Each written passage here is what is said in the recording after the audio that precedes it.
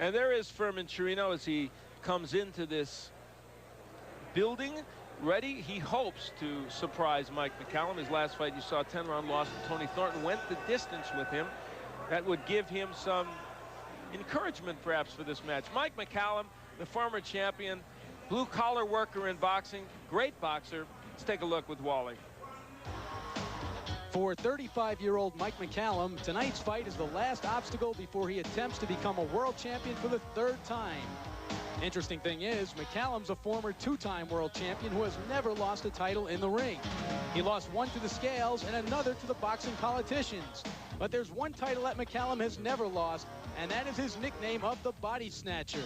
His fighting style is punctuated with body shots that set up this knockdown against Carlos Cruz. McCallum remains optimistic that he will become a world champion for the 3rd time when he meets James Toney, with whom he drew last year in a rematch in August. He tuned up for that match with this knockout over Nicky Walker, but the Toney fight turned out to be a bitter disappointment for McCallum, who had to settle for a draw. Tonight he has to get past tough Fermin Chirino if he hopes to wipe out the sour taste left by the first Toney fight. Yeah, it was very disheartening because I trained very, very diligently for the fight, very hard, and I was very confident of winning that fight, and I think I won the fight, but you know, it was tough at the end to really give me the fight, and I'm very happy I went away with a draw. You know, it could have been worse. But, you know, I just tell myself that's life, and we got to roll with the punches, you know, and it could have been worse, so we have a chance to do it again, so I'm looking forward to it. And his chance to do it again will depend on how well he performs tonight. How will he win this match? We turn to Wally for those keys to victory. Okay, what McCallum has to do is go back to being the body snatcher and use that great body punching that he used in just about all his fights except for the James Toney fight. And remember to use his left hook, another punch that he forgot to use against Toney. For Chirino, he's got to pressure McCallum because McCallum gets a little bit out of his game plan when somebody's right in his face, and he's got to use the left uppercut, which is his power punch. All right, we know we want pressure because there's an exclamation point after that. That means pressure. Let's go up to Michael Buffer. Ladies and gentlemen, Bob Arum's Top Rank Incorporated, in association with the undisputed king of beer, Budweiser, present the featured bout of the evening. This bout is sanctioned by the Nevada State Athletic Commission. The 3 judges assigned to this bout, scoring it on a 10-point must system, are Chuck Jampa, Dave Moretti, and Dalby Shirley. And now, ladies and gentlemen, from Bally's Casino Resort here in Las Vegas, Nevada, let's get ready to rumble! 10 rounds of boxing. This is in the super middleweight division. The referee for this bout is Carlos Padilla. Introducing first, fighting out of the red corner, wearing the red trunks with white trim and weighing in at 167 pounds. He's originally from Venezuela, now living and fighting out of New York City. As a professional, he's 16, 6-1 with 11 big KOs. Ladies and gentlemen, Fermin Chirino. And across the ring, fighting out of the blue corner, his opponent wearing the black trunks with white trim, weighing in at 167 pounds also. He's originally from Jamaica, but now fights out of the Big Apple, New York City also. His professional record, 42 victories, 34 KOs, only 1 defeat, 1 draw. Ladies and gentlemen, he's a 2-time champion of the world, Mike the Body Snatcher McCallum. Okay.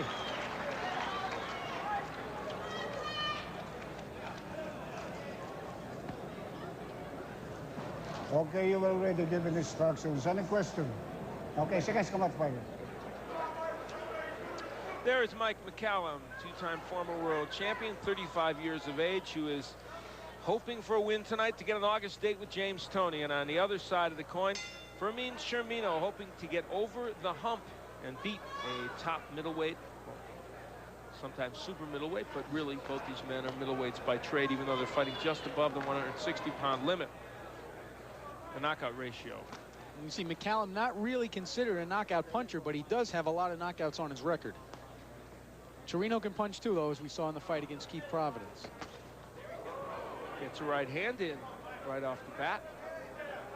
You know, interesting that you mentioned that these men are really middleweights. Earlier today, I was asking Mike McCallum if he had any problem making 160. I think that when we look at him now, you can see that there's a few pounds to come off there. He's not in the kind of shape he was for the Tony fight. Yeah, no, I think 160 is still a weight he can make without too much trouble. So sorry I asked, Mike. But you'll never do it again. That's right. Scheduled for 10, this is our main event. Fermin Chirino in the... Chirino, excuse me, not Chirino. That would be someone else, wouldn't it? Probably. Who I don't know. Fermin Chirino in the red and Mike McCallum in the black. You know, an impression that I was left with in the closing seconds of the Tony fight was that even though it was a close fight, it was a very tough fight for Mike McCallum. In fact, he was hurt in the last seconds of the fight, and I was interested to see his first fight when he came back, which is what we're seeing right now. Well, it was an effort against Tony that was less precise than they wanted. The mechanics of Mike McCallum kind of went south on him, and today he was even at a loss to understand it. He said, I guess I was just overzealous, wanted to take Tony out. Well, I think one of the things that he told us was that his emotions got in the way a little bit. He said, you know, Tony was kind of a cocky kid, and I wanted to knock him out. And he did not fight a typical Mike McCallum fight, but it was a tough fight, and he did take more punches in that fight probably than any other fight he's ever had. He has vowed to go to the body again more. So far hasn't done it as much. Headhunting a little bit against Chirino. There's the good body work by McCallum. McCallum just has the look tonight, Al, of a fighter who's going to be very patient, is in no rush to get his work done. He doesn't really seem to have worked up much of a sweat in the dressing room. Very deliberate here in the early minutes. Well, he even told us today, if I have to go 10, that won't bother me. We'll get the work and it'll be okay. He did so against Carlos Cruz back in August of 1991, last year, here on ESPN. We also saw him knock out Nicky Walker in 5. Well, he also was quick to add he doesn't carry anybody. He said, if the knockout's there, I'm going to take it. So that's what we'll look for. So round 1 is in the books, and Mike McCallum has shown us some flashes of what we know he's capable of. What does Chirino have to offer? Here's a nice left hook by McCallum to the body of Chirino, which drew a warning from Carlos Padilla, who's in a very cautionary mood tonight. Well, he has warned the body, although that one was borderline. I guess you could go either way with that. We're into round 2. It's scheduled for 10. Mike McCallum in the black trunks. Fermin Chirino in the red. They're fighting at super middleweight, but both by trade are really middleweights. McCallum, the former WBA champ, who lost his title, as you said, not in the ring.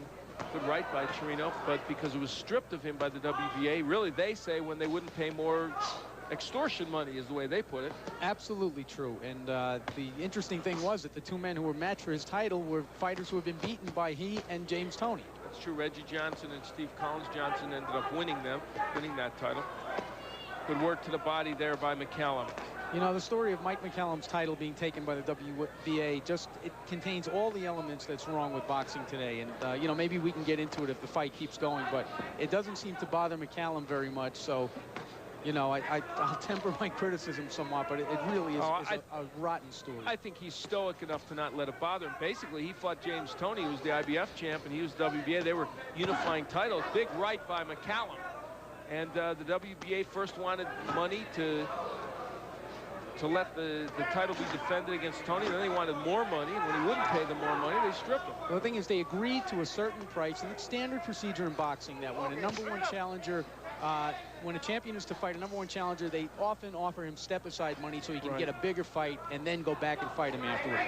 They had agreed on a price, I believe it was $25,000, and then afterward the WBA came back and said we want another $50,000, at which point McCallum said, look, take your title back. I'm going to hold on to this money. I'm going to fight James Toney. Everybody will know who the real champ is, and he did. Unfortunately for him, the fight was a draw, and nobody really knew who the real champ was. And Toney kept his IBF title, but McCallum was out of luck with his title. Yeah, it was a gamble for him, but I think it was the right one to make because he had to take a stand against that. And here in round 2, we're seeing the precision punching of Mike McCallum and the combinations, which sometimes were lacking against Toney.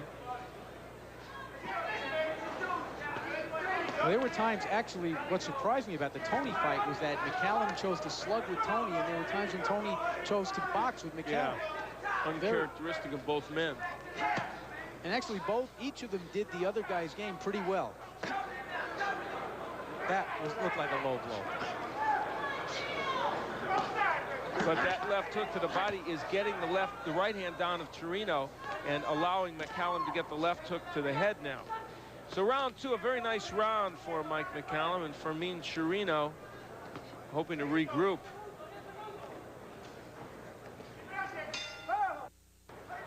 And here's McCallum getting down and dirty with Chirino. That's clearly a low blow. No warning for that one, but I'll tell you something. Chirino felt it. South of the border. No warning by Carlos Padilla. He wasn't in position to see that one. We are into round 3.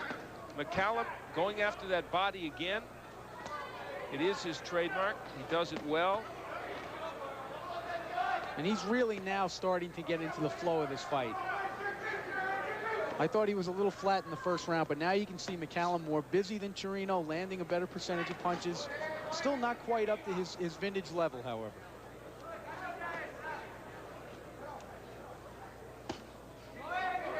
The McCallum jab was so effective in his bout with Nicky Walker, also against Cruz when we saw him here on ESPN. And he had that jab working overtime in both those matches.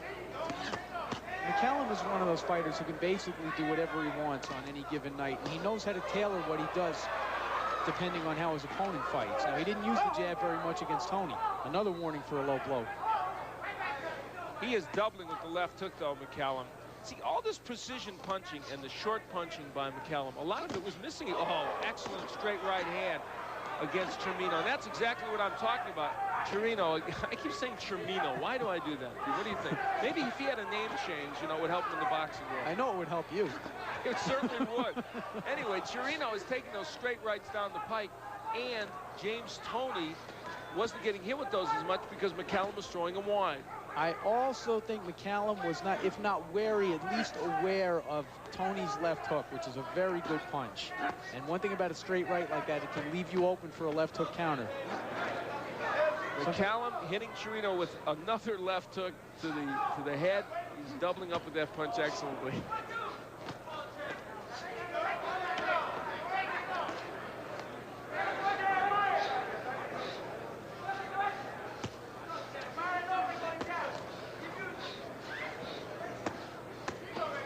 There's that jab again from McCallum. A good weapon for him tonight, and not something he uses in every fight.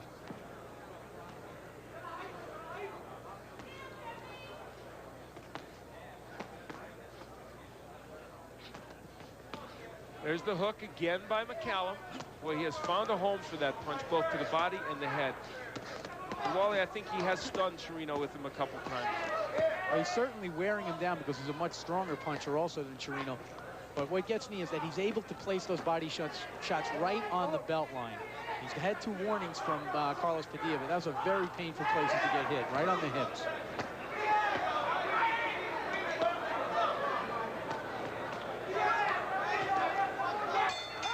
Good right hand by Mike McCallum.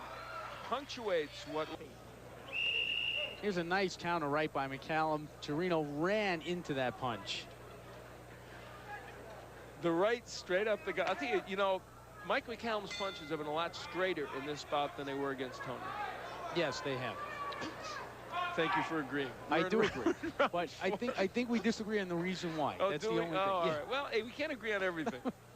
We're in round 4. Why not? Well, most things anyway. It's round 4 scheduled for 10. And Mike McCallum looks like he wants to get out there and maybe end this fight in the next couple of rounds. He says he wouldn't mind a 10-round bout, but he's starting to load up with some power punches against Chirino. Well, clearly, to me, McCallum won all 3 of the first 3 rounds. I think Chirino's got to come up with something at this point because he really hasn't changed his approach at all, and the fight's just getting worse and worse as the rounds go on.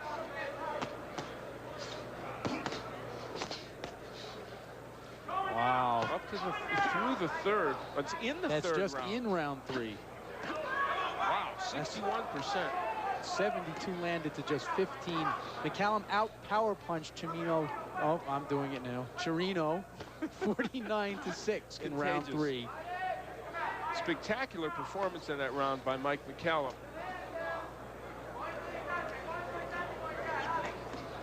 Chirino needs to get some offense going, Wally. What is there anything that you see that you think might work for him? Well, you know, McCallum is such a tough nut to crack, and I mean that in terms of his defense. It's very hard to break through those gloves. I think that Chirino's got to pressure him. We go back to the keys. He's got to get closer to him, because when he's that far away from him, he's right in McCallum's punching range. And I guess if you don't get Mike McCallum in wild exchanges and let him be a precision fighter, you're not going to be able to hit him. Right, and that also goes back to what we've said before. McCallum's much more disciplined tonight than he was against Tony. The excitement of the matchup, maybe a little personal dislike between the two fighters leading up to the fight. For some reason, he was not as under control as he is here tonight. See, there's the part we agree on. Maybe we'd get to it. We agree on the important things. The key issues. Like the pronunciation of this man's name. We occasionally agree on that. Round 4, less than a minute left to go. It's scheduled for 10. It's our main event. Mike McCallum in the black, Fermin Chirino in the red, and it has been the Mike McCallum show as he is hoping for an August 29th date against James Toney. I think we can safely say James Toney's probably out there peeking in along with his manager Jackie Callan. Oh, I'm sure. I'm sure. Murphy Brown's not on tonight, is it? No. Okay. No, I don't think it's on opposite us. Thank God. Final seconds here of round 4. The jab of McCallum just keeps on landing, creating problems for Fermin Chirino. So round 4 winds to a conclusion, and Chirino is looking for answers. We head into round 5.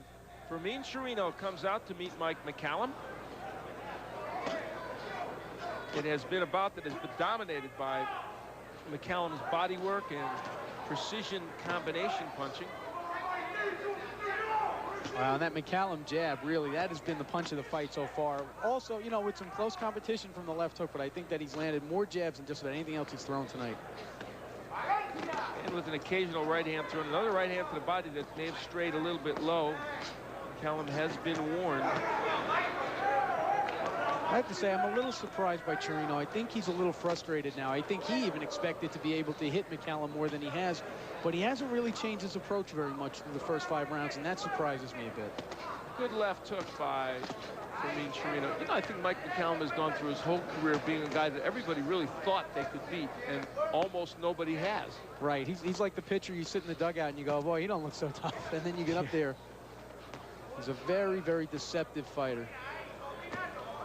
Has always won just about. Lost to Columbe in the middleweight championship match. Had a draw against James Toney. And other than that, it's all been wins.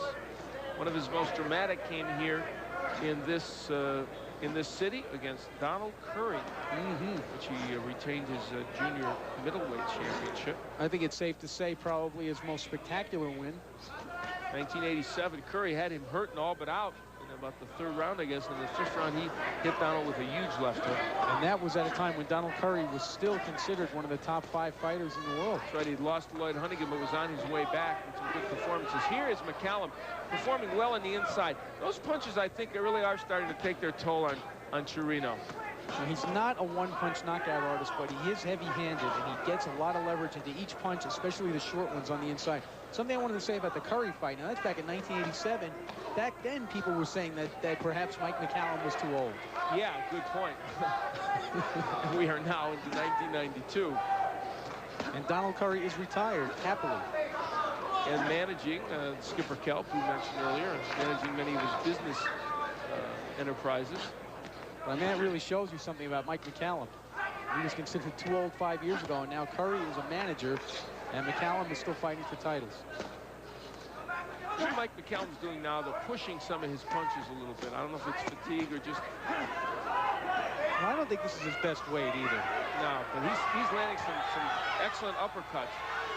And Chirino hanging on, may well be hurt. Yes, I think he is. This may be just a battle of attrition, which Chirino is losing badly right now.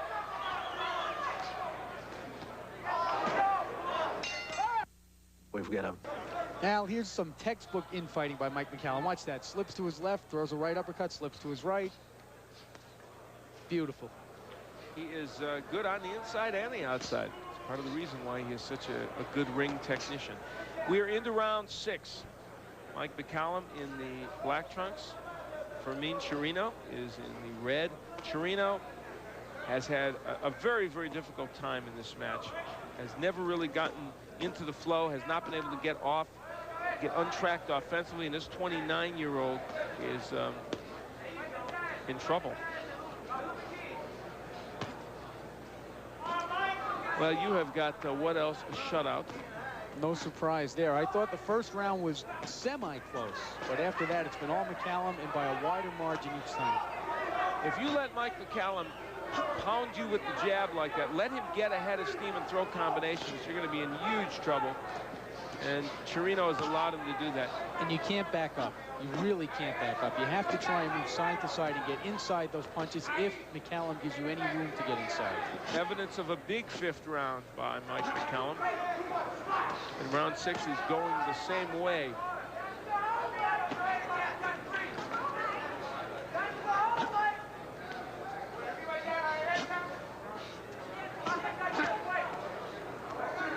And you talked about backing up against McCallum. One of the reasons you can't do that is because look how he picks his shots so carefully. Right, and also, footwork is very overlooked in boxing. He always knows when to advance behind his punches. He's always coming forward, even though he's not considered, a whirlwind or a terribly aggressive fighter like a Mike Tyson or somebody. He's always moving forward subtly. The funny thing is no one would say that Mike McCallum is the quickest boxer on his feet around, but it's the appropriate movement. It's like a good base runner doesn't have to be fast, does he? It just has to be a real clever base runner. Right, smart. Now, you and I obviously are too young to remember Archie Moore, but from what I've read, I would bet that there was some similarity in terms of technique and the fact that neither one of them were tremendously exciting fighters at times, but always very, very difficult to fight. That's a really good analogy. The films I've seen of Archie Moore would indicate that. Good right hand by McCallum. The old mongoose. And I'll tell you what, at the rate Mike McCallum is going, he may be fighting as long as Archie Moore fought. Good right hand against Chirino, and that may have him hurt now. And right here, if McCallum wants to finish the fight, he can, I think.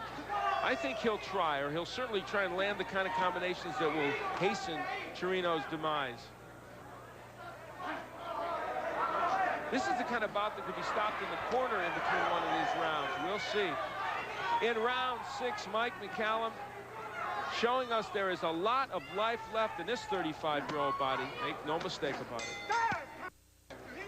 Now, we talked about the footwork of Mike McCallum. That's what this is right here. He's able to step right around Chirino, come back with that right uppercut. At that point, he stepped back the other way, and that is just using the ring. We move into round 7. It is scheduled for 10. And so far, it has been a textbook performance by Mike McCallum. Originally, remember, he was not supposed to be fighting Fermin Chirino. Kevin Watts was supposed to be here. Watts pulled out of the fight, deciding discretion was the better part of valor, I guess. And unfortunately for Chirino, he stepped in on 3 weeks' notice. I agree with you, Wally. I don't think the training was a big factor. He's just having trouble against a man that has too many weapons for him. Right. I mean, McCallum is such a versatile fighter. When you say textbook, that's kind of a double-edged sword because a textbook tells you the exact, precise way to do things. They also can be a little dry. There you know what I mean? Yes, you're right about that. And there is the punches in round 6. Huge edge for McCallum. Yes. There's nothing dry about McCallum, and there's nothing predictable about him. It's just that he's very precise in what he does. Yes, but he's also a very careful fighter, and when he had Chirino hurt in the 6th round, we both felt he probably could have knocked him out. Perhaps a younger or less cautious or less methodical fighter might have. McCallum's going to, if he's going to do it, he's going to do it cleanly, and he's going to do it when he wants to do it. Halfway through round 7. The jab continues to get in by McCallum. Offensively, Chirino has just been a non-factor.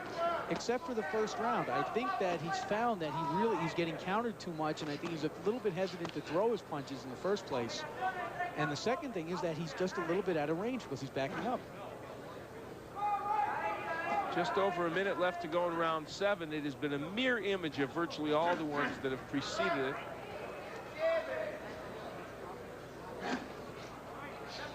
Now, one thing we have to say about Mike McCallum, this is a man who has run his career exactly the way he wanted to.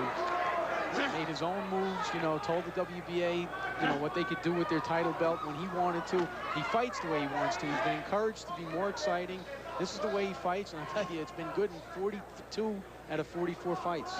And Eddie Futch in his corner is a man he listens to and has great respect for. You can feel the love and respect between these two men.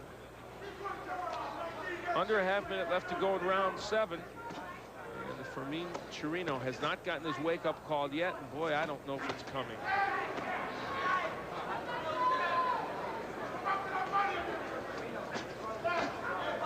Round 7 will go into the history books. And for Mike McCallum, it is as effective as the last 6. You know, we've mentioned Mike McCallum being 35 years old several times. I'd love to have reflexes like that when I become 35 years old. And I didn't have them when I was 35, so we're into round 8. Mike McCallum in the black.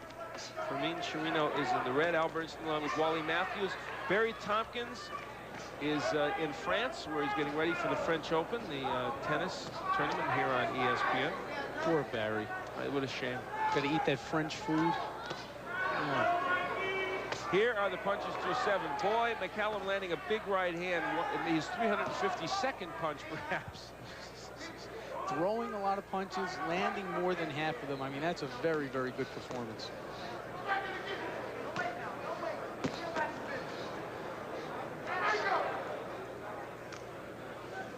He's just having a good time in there tonight, Al. Right after the 7th round, he came back and winked to his corner and raised a fist as if to say, you know, this is great. He's really enjoying himself, which I don't think he did very much of in the Tony fight.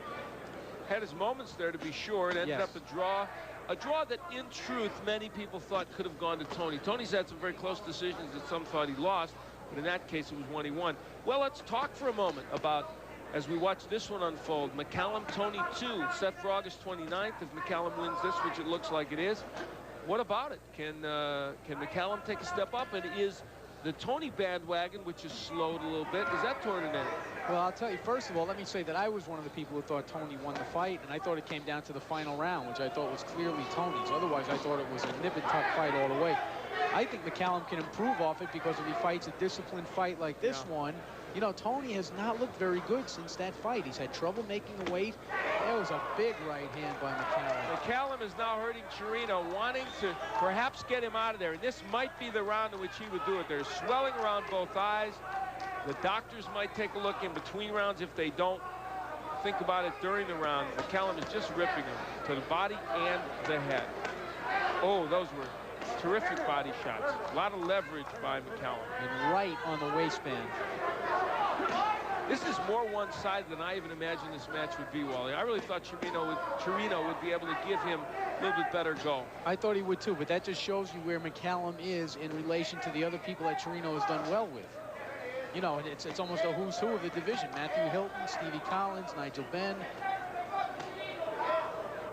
Michael Watson, who was a KO victim by McCallum a few years ago. Of course, other than Ben, who knocked him out early, he did have his moments. Let's see what Padilla is doing. He's going to retape the glove. Stay there. Okay, that's a break for Fermin Chirino. He was confident today, and his people were confident. They said, we don't know. This might turn out to be the easiest fight he has ever had. Well, it hasn't been that. Huh? Well, you know, He came here to fight, no? yeah, I know, but, you know, He came to fight. he's getting beaten. No. Okay? He came to fight. Okay.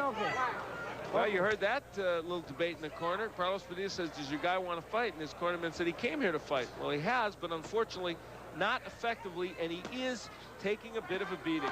And he was giving Chirino a way out of the fight right there if he wanted it. Well, round 8 is history, and so is Fermin Chirino's chances for victory, I think.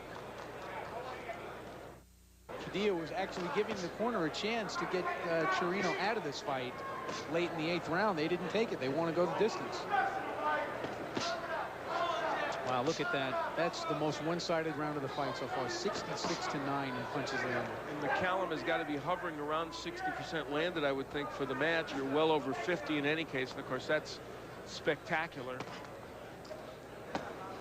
Especially since Chirino has fought mainly a defensive-minded fight for the past few rounds. He's hurt now. Chirino was nailed with that one left hand. And I believe, like you do, Wally, if McCallum really wanted to go after him, I think he could get him. And I'm not saying he's carrying him either. I'm just saying he's methodically going about his business. Right, and he doesn't mind, as he told us today, getting the 10 rounds in. This is going to be his last fight before the Tony fight. It's the only fight he's had since the first Tony fight, and the only one he will have before they fight again. What other 35-year-old would tell you they want 10 rounds in boxing? The only one I can think of is a guy like Harold Brazier. Right, or a 35-year-old who's just gone 10 rounds. That's true. And is asked why he didn't score a knockout. Well, that's true. But I think in this case, McCallum probably really doesn't mind doing it. Oh, Chirino now stunned. Okay. Well, McCallum is one of the few who will tell us that before the fight starts.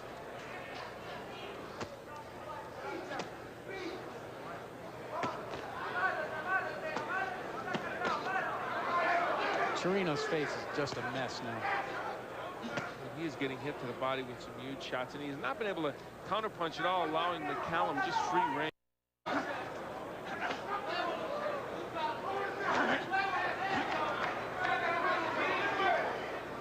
Just been totally one-sided. Mike McCallum dominating Chirino in a way that I think even most observers wouldn't have thought he would. They all felt that Chirino would at least be competitive in there. Which he has been with most of his opponents. Yeah, we mentioned Thornton and Stevie Collins and some other pretty good middleweights. He's fighting at a weight that's not good for him, super middleweight, but so is McCallum. He's not a super middleweight either, really.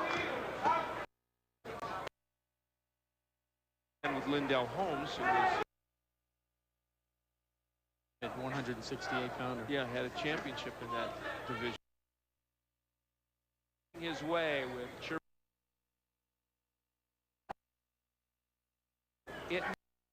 Mike McCallum told us it would. We are back at Bally's. Al Bernstein along with Wally Matthews. That's Mike McCallum. They call him the body snatcher, and he's been that and more tonight against this man, Fermin Chirino, who came in here with high hopes for an upset, and now those hopes are all but dashed. McCallum hasn't got a mark on that face. In fact, I think he looks younger now than he did this morning. We would like to remind you that baseball tonight is coming up next. As soon as we leave the air, you'll get all the latest information in baseball. There was a right hand from Mike McCallum that was a home run, if you will. Wow. Or as I've been known to say on occasion, whoa mama. That's a big divergence in punches. Yes. Did almost as many punches as Chirino has thrown.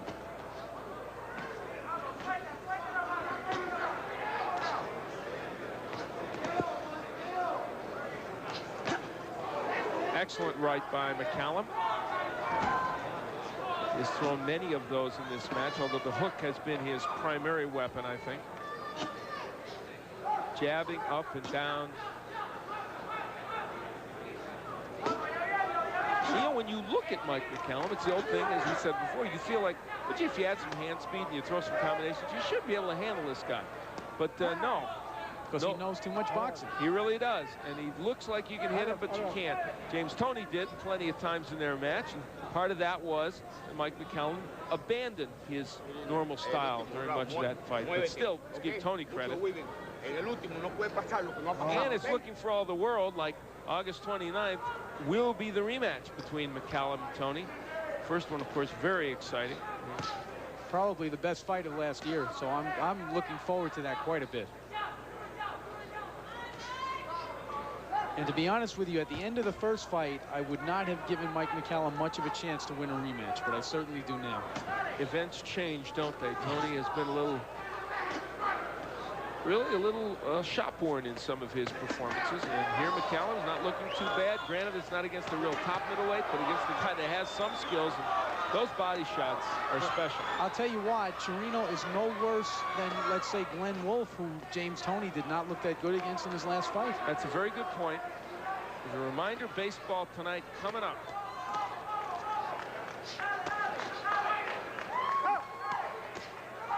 Under a minute left to go in round 10, and now all of a sudden, Chirino makes some noise with a couple of good shots. Well, you got to say he's fought with a lot of pride, even though he has not taken a lot of chances in this fight. He's never looked like he was going to quit. And right here, you know, he wants to finish up strong. He has tried. Unfortunately, he has just been unable to get off offensively, not able to really do the job the way he wanted to.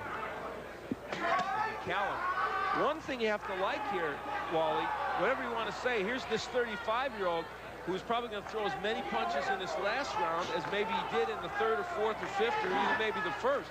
He is just throwing a lot of punches. He's kept it at a very high level after a first round where I thought he was going to be a little flat. He wound up finishing up very strongly.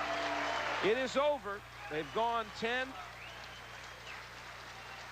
And if they don't score the shutout for Mike McCallum, somebody is not paying attention.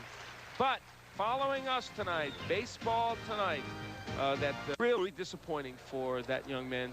Chirino just didn't have a real good shot. And I think Michael Buffer is ready. Let's go up to Michael now. Ladies and gentlemen, we go to the scorecards. Chuck Jampa scores the bout 99-91. Dave Moretti and Dobby Shirley both have it 100-90 for the winner by unanimous decision. The body snatcher, Mike McCallum.